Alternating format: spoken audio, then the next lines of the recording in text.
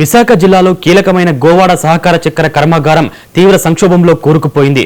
ఒకప్పుడు వేలాది మంది రైతులకు కల్పవృక్షమైన ఇప్పుడు ఆ ఫ్యాక్టరీ భవిష్యత్తు ప్రశ్నార్థకంగా మారింది. జిల్లాలోని 5 నియోజకవర్గాల ప్రజలకు జీవనాధారంగా ఉన్న షుగర్ ఫ్యాక్టరీలు వరుసగా మూతపడుతున్నాయి. తుంపాల షుగర్ ఫ్యాక్టరీ మూసివేతతో మొదలైన సంక్షోభం తాండవ షుగర్స్ కు తాళం పడటంతో మరింత తీవ్రమై ఇప్పుడు చోడవరం నియోజకవర్గంలో కీలకమైన గోవాడ షుగర్ ఫ్యాక్టరీని తాకింది. గిట్టుబాటు ధర ఇక్కడ దక్కక యాజమాన్యం తీరుతో విసిగిపోయి ప్రైవేట్ ఫ్యాక్టరీల వైపు పరుగులు తీస్తున్న తీరు మీద 99 టీవీ ప్రత్యేక కథనం.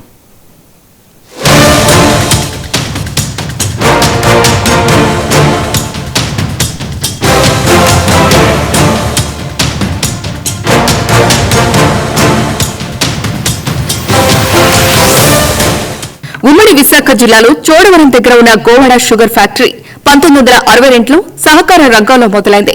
ఒకప్పుడు రాష్ట్రంలోనే అత్యంత విజయవంతమైన సహకార చక్కెర కర్మాగారాల్లో ఇది ఒకటి. అప్పట్లో రోజుకు 1000 టన్నుల చెరకు ఆడించే సామర్థ్యంతో ఇది మొదలైంది. గోవాడ ఫ్యాక్టరీకి 1980ల నుంచి 2010 దాకా స్వర్ణయుగం. ఒక దశలో ఇది ఆసియాలోనే అత్యధిక రికవరీ సాధించే ఫ్యాక్టరీలో ఒకటిగా పేరు తెచ్చుకుంది. సుమారు 32,000 ఎకరాల్లో చెరకు పండించే 25,000 మంది రైతులు ఈ ఫ్యాక్టరీలో వాటాదారులుగా ఉండేవారు. ప్రస్తుతం దీని సామర్థ్యం 1000 టన్నుల క్రషింగ్ కి పెరిగినప్పటికీ నిర్వహణ లోపాలు, యంత్రాల ఆధునీకరణ లేకపోవడం వల్ల ఇబ్బందులు తలెత్తుతున్నాయి.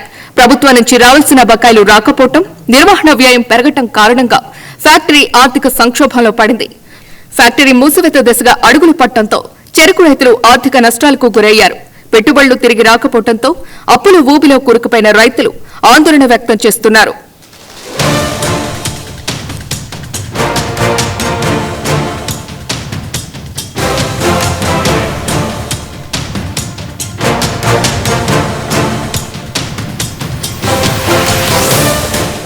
షుగర్ ఫ్యాక్టరీల పునరుద్ధరణ మీద రాజకీయ నాయకులు ఇచ్చిన హామీలు నెరవేరలేదు.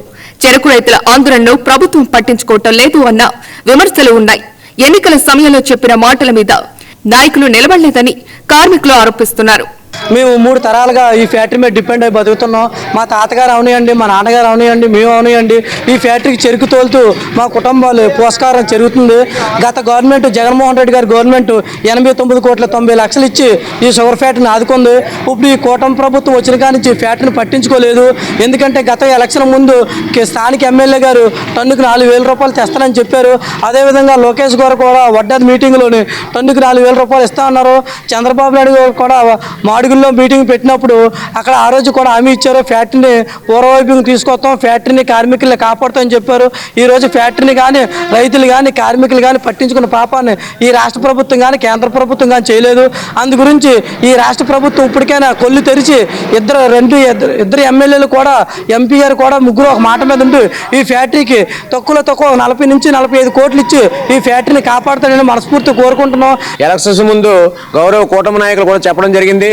ఎట్టి పరిస్థితుల్లో ఫ్యాక్టరీని అభివృద్ధి బాటలో తీసుకొచ్చి రైతులు రావాల్సిన బకాయిలు కానీ కార్మికులు రావాల్సిన బకాయిలు కానీ ఎట్టి పరిస్థితుల్లో క్లియర్ చేసి క్రషింగ్ని పరిశీలించి అడ్మినిస్ట్రేషన్ మొత్తం మార్చి ఫ్యాక్టరీని అభివృద్ధి బాటలో నడిపిస్తామని మాట్లాడడం జరిగింది. మాట ఇచ్చిన మొదటి సంవత్సరంలోనే క్రషింగ్ చేయకపోవడం వలన ఇక్కడ కార్మికులు రైతులు ఆందోళన గురి కావడం జరుగుతుంది. అదేవిధంగా లాస్ట్ ఇయర్ సీజన్ తిప్పుతారన్న కార్మికులు ఎదురు చూస్తున్న టైంలో సడన్గా గవర్నమెంట్ నుంచి జీవో రిలీజ్ చేయించి మన రైతుల నుంచి చెరుకుని ప్రైవేట్ ఫ్యాక్టరీ తరలించడం చాలా హేయబద్ధమైన విషయం. వీటిలో మాత్రం ఒకసారి గవర్నమెంట్ పెద్ద అందరూ పునఃపరిశీలన చేసి కార్మికులు రావాల్సిన బకాయిలు కానీ రైతులు రావాల్సిన బకాయిలు కానీ అదేవిధంగా రిటైర్ అయిపోయిన కార్మికులు 2 సంవత్సరాలు ఇవ్వాల్సిన గ్రాడ్యుటీలు కానీ అదేవిధంగా రాబోయే రోజుల్లో ఎట్టి పరిస్థితుల్లోనూ క్రషింగ్ తిరిపి ఇక్కడ రైతులకు కానీ ఇక్కడ కార్మికులు కానీ భరోసా ఇచ్చే విధంగా ఓ జీవోని రిలీజ్ చేసి నెక్స్ట్ ఇయర్ ఎట్టి పరిస్థితుల్లోనూ ఫ్యాక్టరీ తిప్పే విధంగా సూచనలు చేస్తారని చెప్పని గవర్నమెంట్ కోరుకోవడం జరుగుతుంది.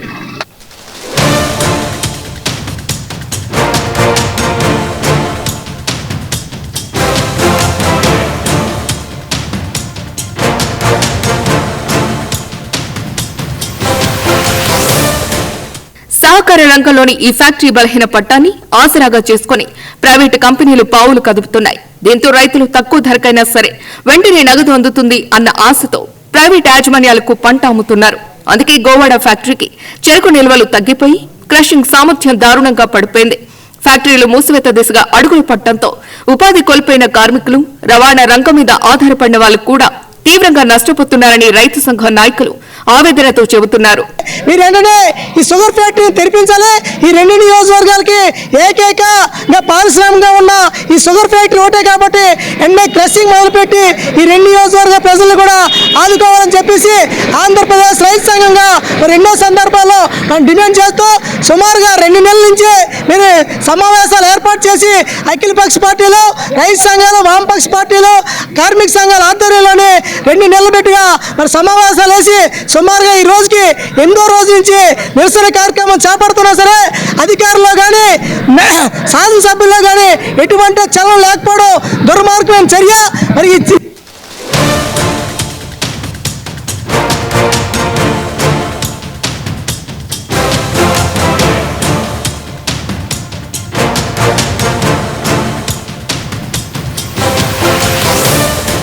ప్రభుత్వం తక్షణమే స్పందించి బకాయిలు చెల్లించి గోవాడ షుగర్ ఫ్యాక్టరీ పునరుద్దరణకు చర్యలు చేపట్టకపోతే ఉద్యమాలు మరింత ఉధృతం అవుతాయని రైతులు, కార్మికులు హెచ్చరిస్తున్నారు.